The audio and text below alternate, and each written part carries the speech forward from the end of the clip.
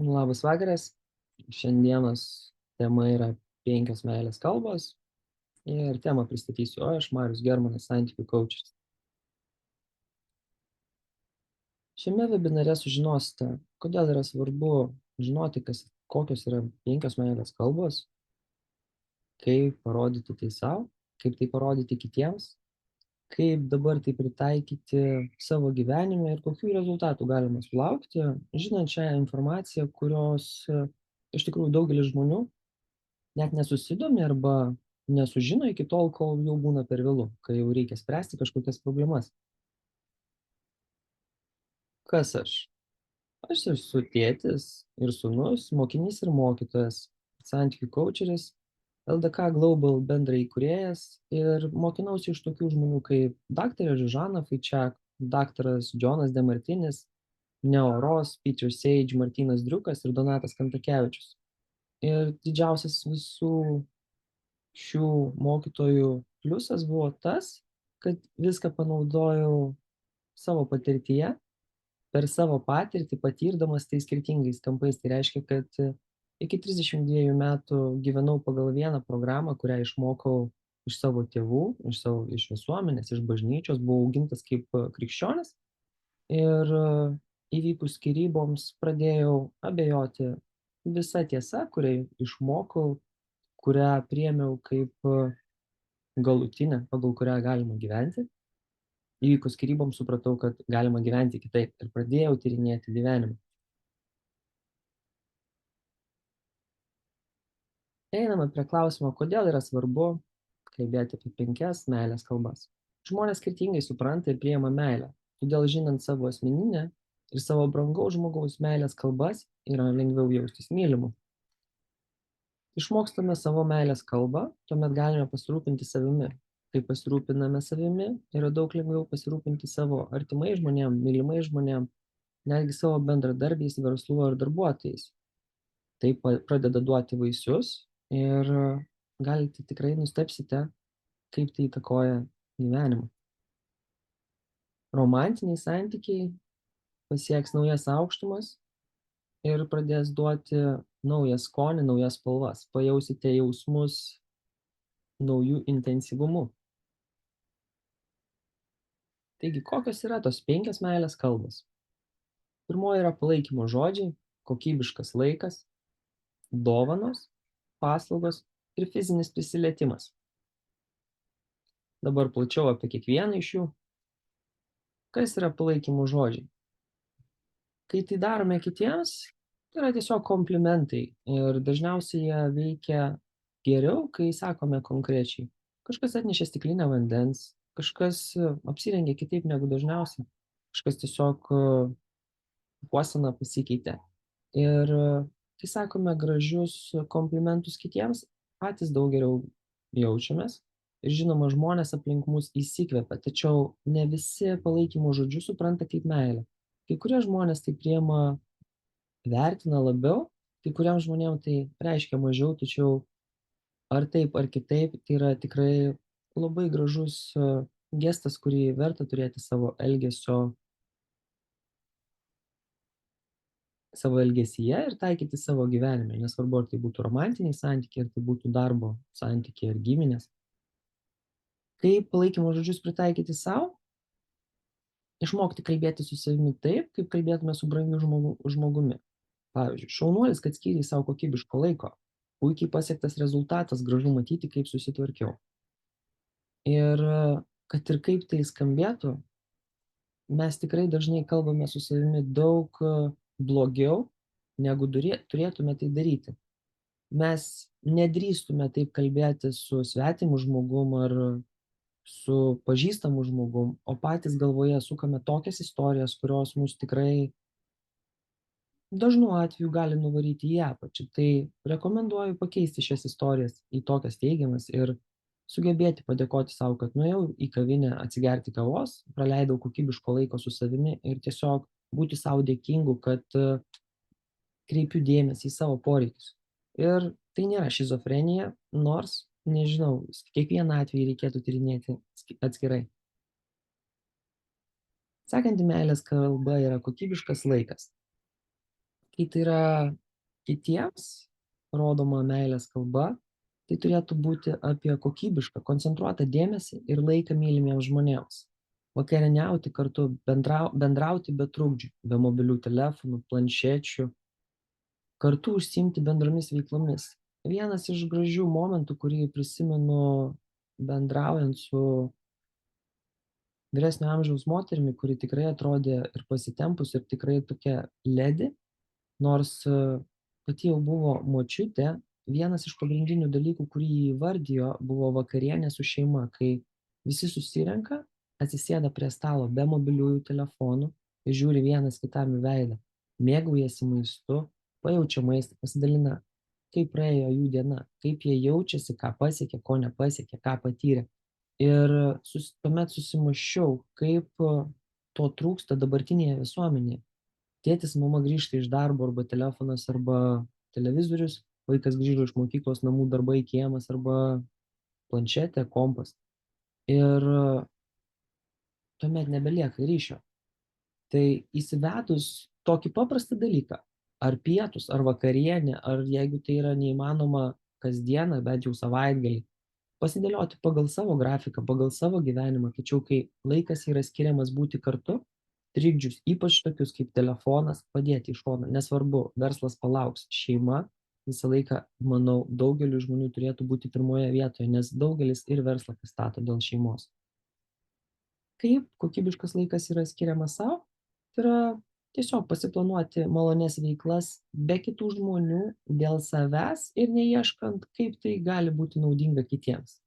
Tai ar knygos skaitimas ryte, ar knygos skaitimas gamtoje, meditacija, sportas, pasivaikščiojimai, atsijungimas nuo technologijų ir tiesiog mėgavimas ramybė ir savo kompanija. Pradėti būti vienu, tačiau ne vienišu, nes pačiam su savimi yra gera. Ir tuomet kitiem žmonėm bus gera būti šalia jūsų.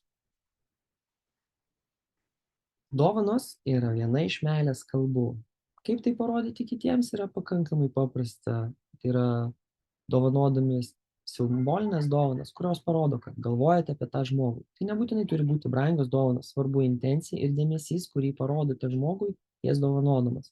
Žinoma, priklausomai nuo kokia tai yra proga, koks tai yra žmogus, galite pasirinkti, kaip tai norite daryti teisingai, nes pažįstant žmogų geriau, jūs, žinoma, ir dovaną galite jam parinkti geresnę.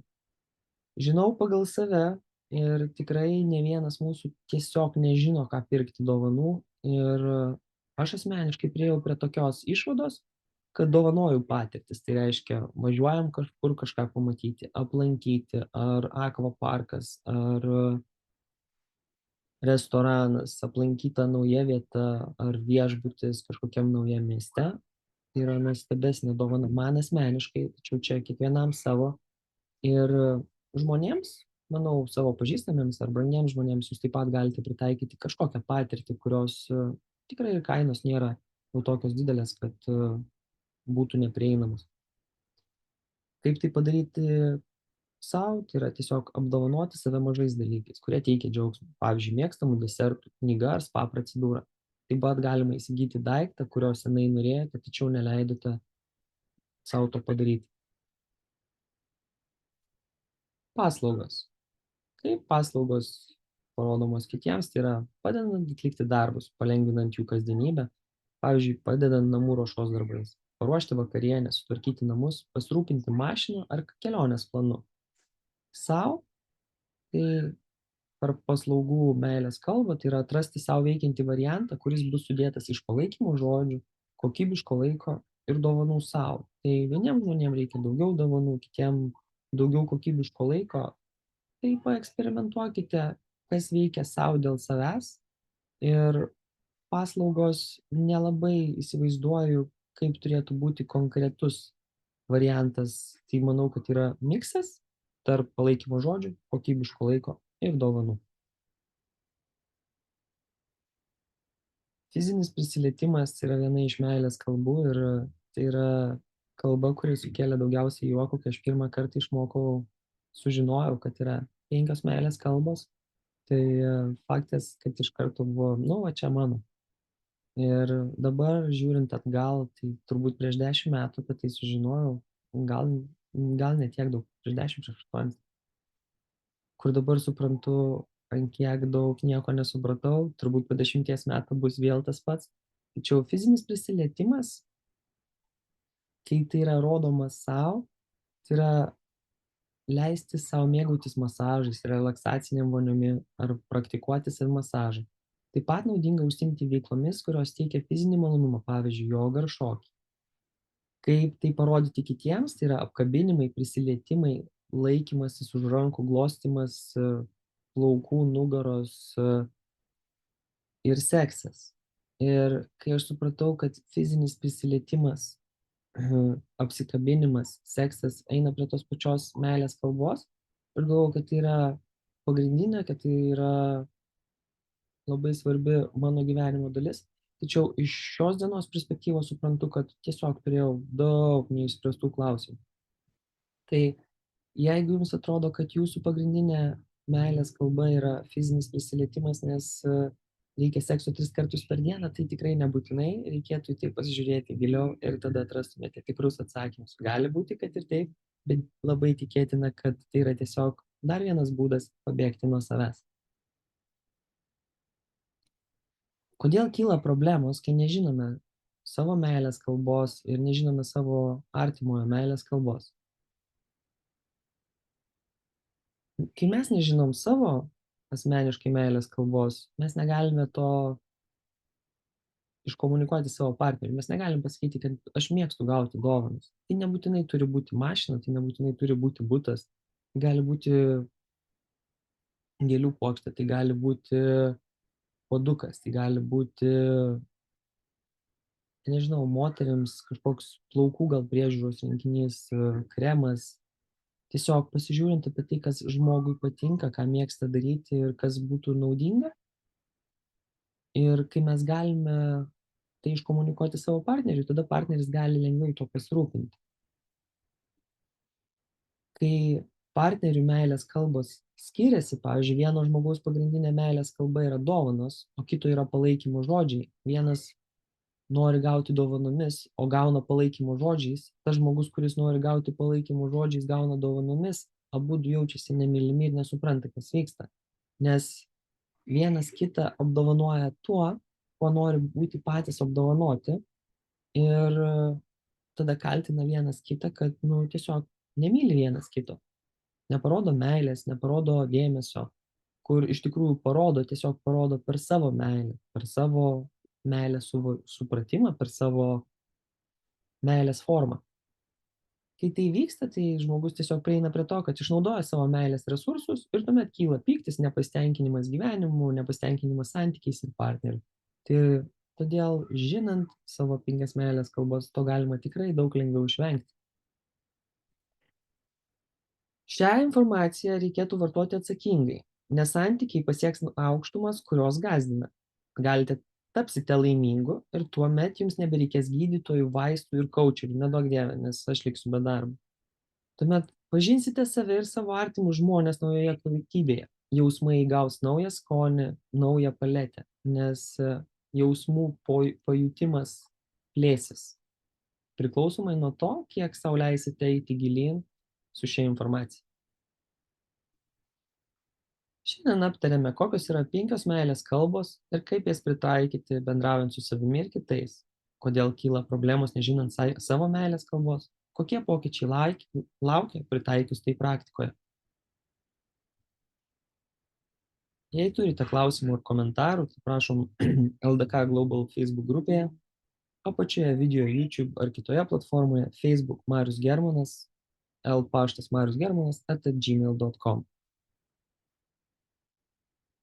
Dėkoju už jūsų laiką, mylėkit ir mylėkitės.